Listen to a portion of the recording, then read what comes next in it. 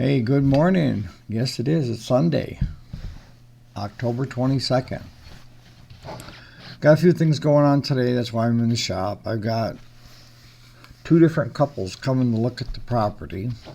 Uh, I am looking to sell this property in hopes of building a bigger shop where we can get the bigger tractors in and work on those, because our business is starting to shift from small engine as kind of our bread and butter per se.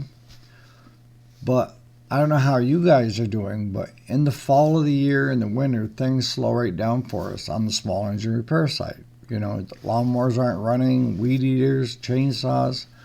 Most people have put everything away but their snowblower. And there's not much fixing to a snowblower. If the homeowner takes care of it, shouldn't have any problems. And we'll get a couple guys here, like I say, it's October 22nd, that will get their snowblowers in here pretty quick to get service so they know they're all set for the winter. So that's where I try to push to get people that have tractors that are in need of repair. Those are classified to me as my bigger projects. They're not a half-hour fix.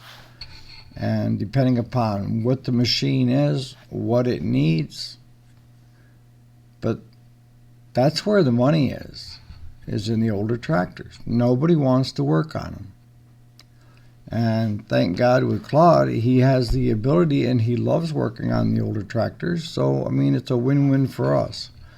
But over the past 6-7 years, we've had to turn away work because we can only work on what will come through our two overhead doors. And they measure 9 foot by 7 foot something.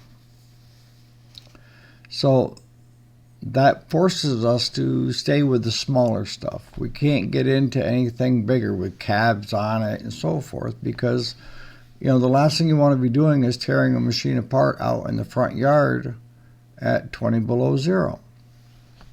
So the option would be we either need to change locations and build a shop that I want, or continue doing what we're doing and just stay with the smaller stuff. But that's all contingent on if the property sells. I've got one couple coming in at 10 and then one couple coming in at noon. And I had one fella last week that came and looked. The problem is most people are looking, and now with the interest rates going up, every point that it goes up, it gets more expensive. And to turn this back into a residence you're working with a blank template per se. So if I do sell, everything comes out, and that means the benches, the cupboards, everything goes. And I'm going to be like chicken mechanic there. I'm going to have everything boxed up. And what I'll end up having to do is I've got a enclosed trailer that's a 20-footer. That'll hold maybe a quarter of it. But I do have other outbuildings on the farm. And what I explained to Claude is if we do sell, what I'll probably end up doing is boxing everything up, shutting down our stores on eBay, Amazon, and those places, and concentrate on getting the building up, insulated, weatherproofed for this winter. It's getting late in the year to start. I got guys that do concrete that will do concrete in January. They'll just push the snow back and build their forms and stuff. But it's terrible if you're out there in the wind and the cold. So I'm kind of flip-floppy. If it does sell, do I wait till spring now and just take the winter off and just concentrate on YouTube videos? We'll see how it goes. It hasn't sold till it's sold, right? I have a lot of people with other properties that have approached me, and most of them want you to carry the mortgage, do a land contract. And I'm not interested in that, because I've got this shop listed at just under $50,000. That will give me a good starting point of putting in concrete and getting the walls up and the roof over. Everything else is going to cost more. I had thought about just having an auction and clearing everything out, but we'll see how it goes. So what are we talking about today? Well, want to let everybody know that my wife is home now, and she's doing pretty good. Thank you for all your prayers and stuff. And what I may end up doing is, now that she is home, is I still have my home office, is doing the videos there in the morning instead of coming down to the shop as early as I do, kind of hanging tight at the house with her and the dogs till around 6:30 when everybody else comes into the shop. So if you see a different background, it's because I'm using the home office instead of down here at the shop. I've been doing it down here at the shop because the dogs, they love attention. And I'm sure that we're going to get some camera shots of these two mongrels. They're sisters. They're both German Shepherds, and they both, constant attention. So my questions to you guys, you can be very helpful here, is how big a shop would you build? And what are the must-haves? And how would you go about getting the building built? As far as like getting the building built, a couple things come to mind for me is, one, I'm going to put it on 115 acres that's bought and paid for. I own it.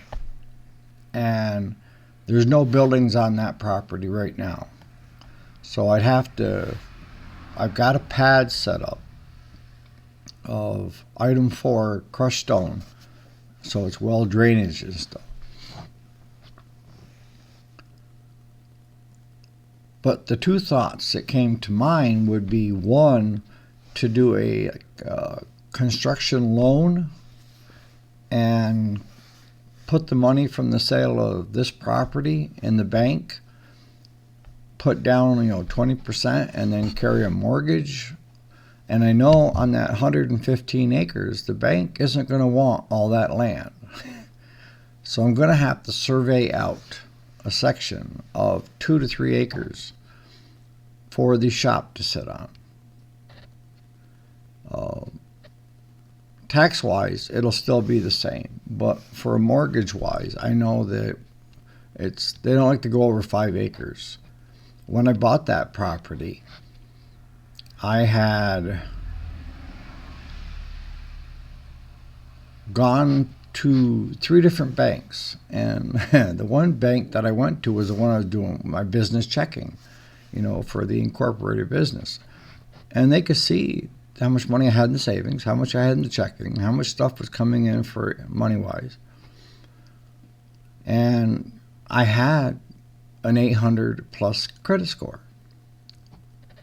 I thought easy peasy, I'd buy that over time. But what ended up happening was I went into these 3 banks and I heard the same thing.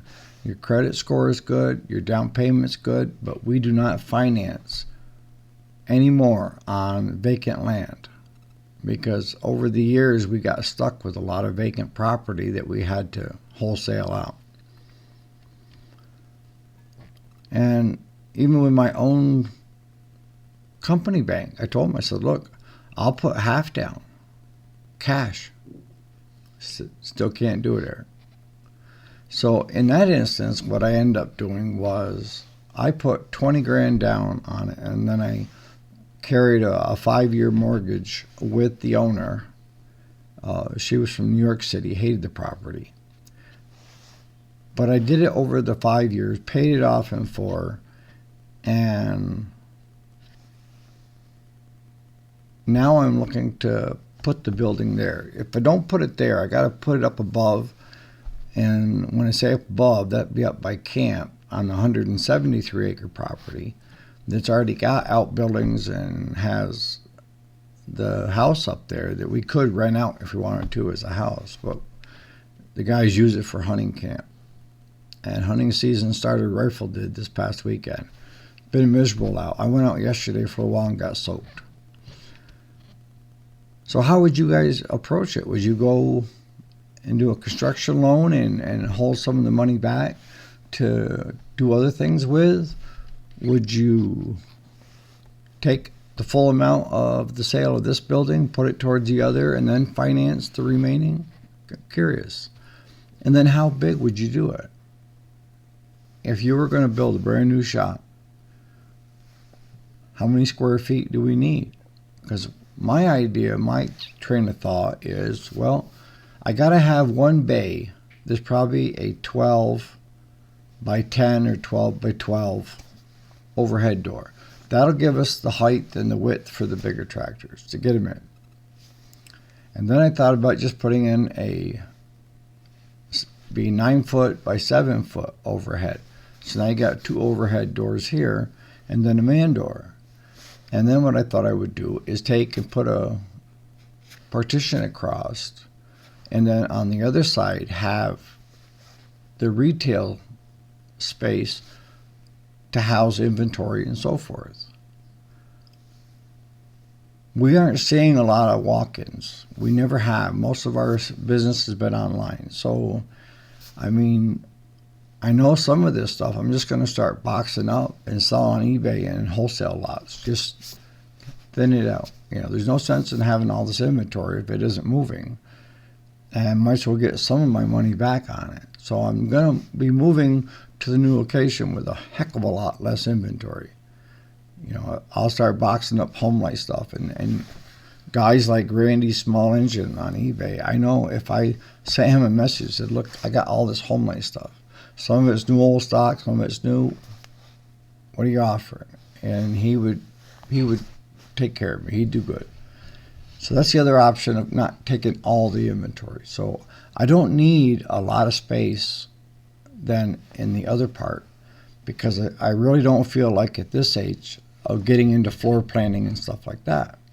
I just need a place where customers can come in, pay their bill, or drop stuff off, and then be able to do my YouTube videos.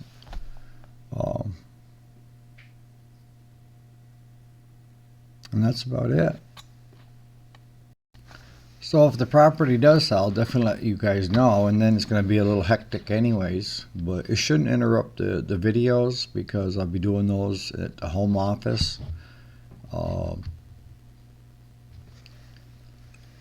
And like I say, these 2 couples that are coming today may not be what they're looking for. And we stay put. So on that note, you guys let me know what you think. What would you guys do, and how big a shop do you need? All right, you guys have a great Sunday.